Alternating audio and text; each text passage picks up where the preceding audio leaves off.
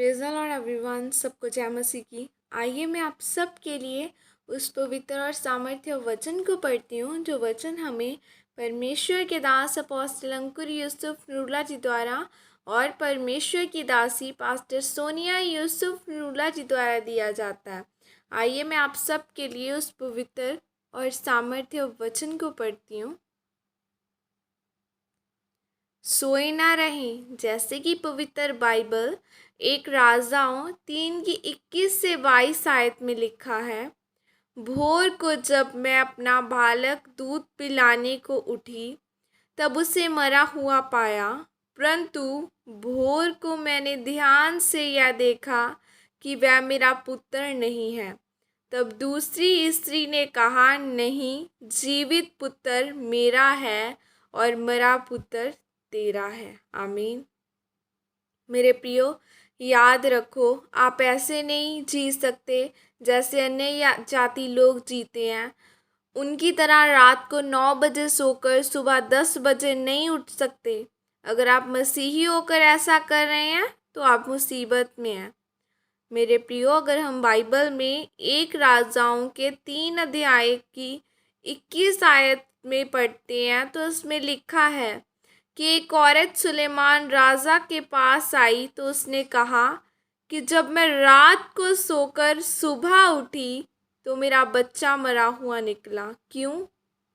क्योंकि वो कहने लगी कि मेरे साथ वाली औरत ने अपना मरा हुआ बच्चा मेरी गोद में डालकर मेरा जीवित बच्चा उठा लिया है।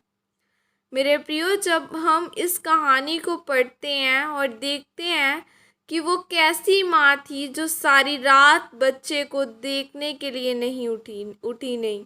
आप जानते हैं कि जब एक माँ का बच्चा उसका दूध पीता है तो वो 2-2 घंटे के बाद उठकर भी उसको दूध पिलाती है।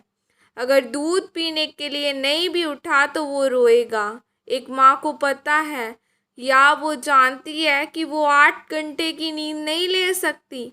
अगर वो अकेली उस बच्चे को संभालती है तो ये कैसी माँ थी जो सारी रात गहरी नींद सोई रही और सुबह उसका बच्चा बदला था। इतनी गहरी नींद।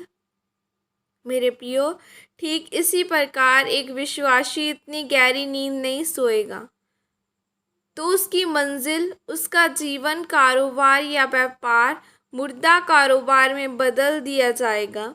उसकी सेहत बीमारियों से उसके अच्छे बच्चे को बिगड़ने हुए देर नहीं लगेगी। उसका व्यापार नीचे जाते देर नहीं लगेगी, क्योंकि जब रात को शैतान बड़ा चालाक बनकर घूम रहा होगा कि मैं किसको मारूं या किसको फाड़ खाऊं, किसकी जीवित चीज़ को मुर्दा में बदल दूं, उस समय अगर एक विश्वासी खर्राटे मार के सो रहा होगा तो उसमें परमेश्वर का कोई कसूर नहीं है। फिर लोग बोलते हैं कि 2012 में तो मेरा कारोबार बहुत आशीषित था, 2013 में पता नहीं क्या हो गया। मेरे प्रियो, आपको पता होना चाहिए कि जादू टोना करने वाले बाबे या लोग रात को जागते हैं। रात को डर लगता है लोगों को, दिन को क्यों नहीं लगता?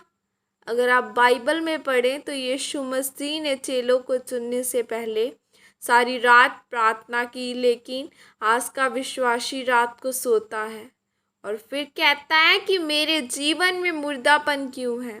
इसलिए मेरे प्रियो, अगर आप चाहते हैं कि आपके जीवन में मुर्दापन न रहे, बीमारियां न रहें, तो रात को प्रार्थना करने वाले विश्वासी बने। याद रखें, शैतान रोकेगा आपको रात को प्रार्थना करने से। वो आपके ध्यान को भटकाने के लिए कोशिश करेगा, लेकिन आप चाहे न चाहें, आपका दिल करे या ना करे, तब भी आपको प्रार्थना करनी है। उस औरत की तरह सारी रात सोना नहीं है। जब आप रात को प्रार्थना करेंगे तो शैतान को आपके जीवन से भागते पाओगे और परमेश्वर आपको ऊंचा और आशीषित करेगा। परमेश्वर आप सबको इस वचन के द्वारा आशीषित करे। आमीन। यह अंगीकार आपकी तरफ से किया जाए। सर्वशक्तिमान परमेश्वर, मैं इस वचन के लिए पिता आपका धन्यवाद करती हूँ। पिता, मैं अंगीकार करती हूँ कि मैं रात को सोऊंगी नहीं बल्कि प्रार्थना में समय बिताऊंगी और अपनी आशीष को पाऊंगी और शैतान की योजना को नाश करूंगी। प्रभु यीशु मसीह के सामर्थ्य नाम में मांगती हूँ, आमीन। सबको जय मसीह की। और अपनी प्रार्थनाओं में सबने मुझे याद रखना है। खुदा आप सबको आशीषित करे और आपने सिर्फ अपने लिए नहीं बल्कि अपने दोस्तों के लिए, अपनी फैमिली के लिए, अपने रिश्तेदारों के लिए, अपने नेबर्स के लिए प्रार्थना करनी है। क्योंकि जब आप प्रार्थना करते हैं तो जब आप दूसरों के लिए प्रार्थना करते हैं ना तो आपके खुद के बंधन टूटते हैं।